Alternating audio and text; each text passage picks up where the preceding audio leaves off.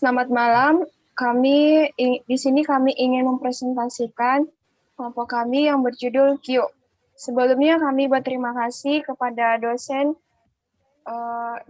mata kuliah struktur data. Di sini kami beranggotakan 5 orang. Yang pertama, nomor NIM-nya 19200028 yang bernama Deden Anggal Lesmana. Yang kedua, 19200078 yang bernama Richard Lee. Dan yang ketiga, 19200481 Sylvia Septiani. Dan yang keempat, saya sendiri, 19200406 Sumiati Lumban Tungkuk. Dan yang terakhir, 19200321 Dia Listia Nursadah.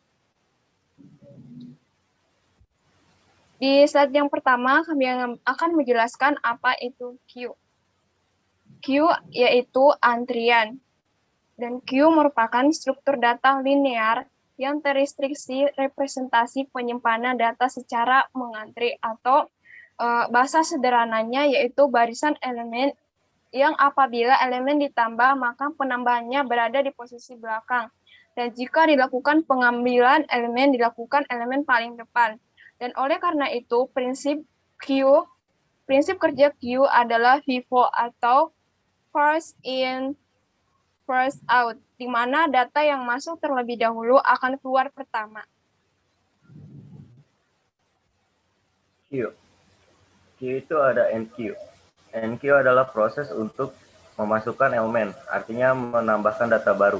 Jika elemen data tidak bisa dimasukkan karena melebihi kapasitas Q, akan muncul error yang disebut overflow. Dan untuk disk adalah proses untuk mengeluarkan elemen, artinya menghapus data.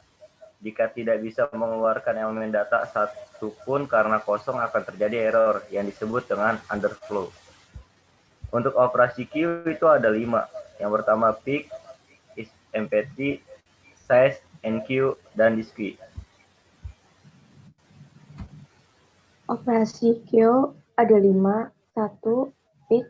Operasi pick digunakan untuk mengecek posisi teratas dalam stack. 2. Is empty.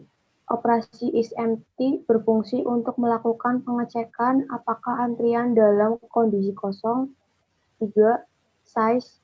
Size yaitu operasi yang digunakan untuk mendapatkan banyaknya elemen Q. 4. NQ. NQ berfungsi untuk memasukkan data ke dalam antrian. 5. DQ. DQ berfungsi untuk mengeluarkan data terdepan dari antrian.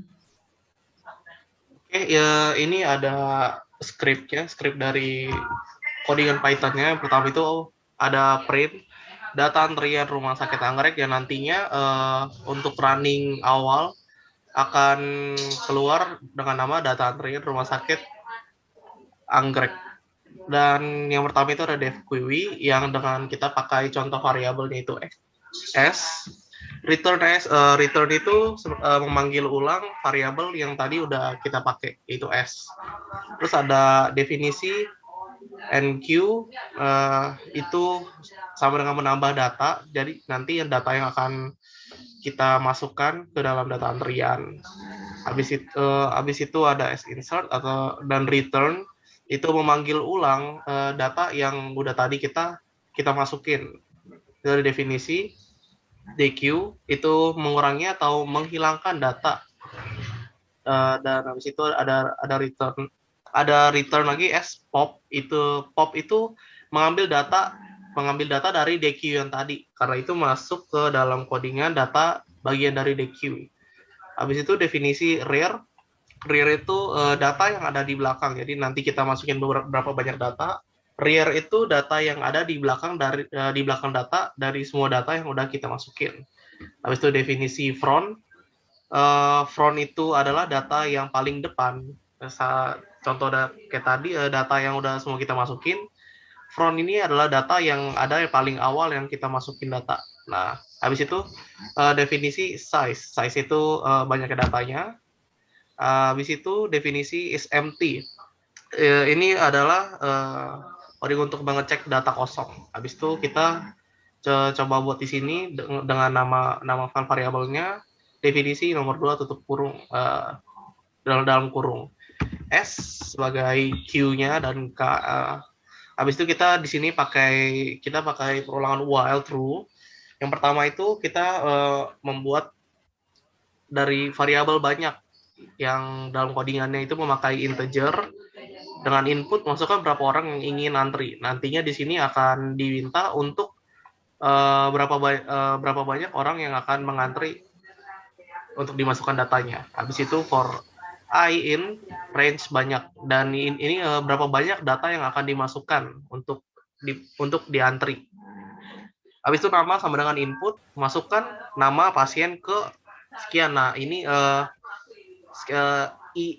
i persen ini itu artinya data kesekian yang dimasukkan. Itu tergantung dari variabel yang banyak tadi, yang integer input, masukkan berapa orang. Jadi nanti contoh ada berapa orang, ada 2 orang, jadi nanti baru yang nama sama dengan input itu akan bekerja memproses jadi data ke 1 atau ke 2 atau ke 3.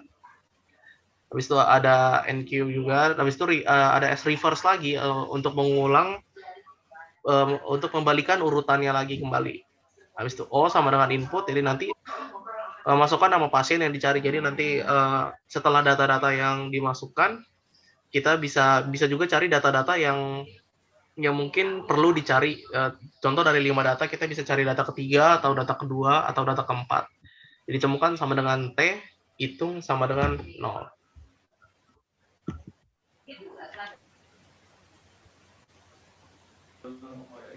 Selanjutnya adalah while ditemukan T.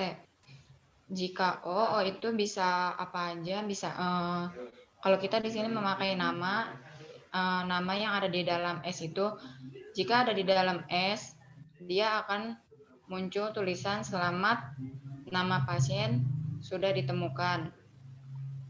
Lalu akan muncul lagi pasien berada dalam antrian yang misalnya ada 2 antrian yang nama ada nama A, ada nama B. Dan nama B ada di antrian kedua, nama A ada di antrian ke-1. Dari data nama seluruh pasien. Lalu selanjutnya adalah dengan looping 1 kali. Jika tidak ada nama yang kita cari, akan muncul tulisan maaf, nama yang dimaksud tidak ada. Dan kita bisa menginput kembali nama yang kita inginkan.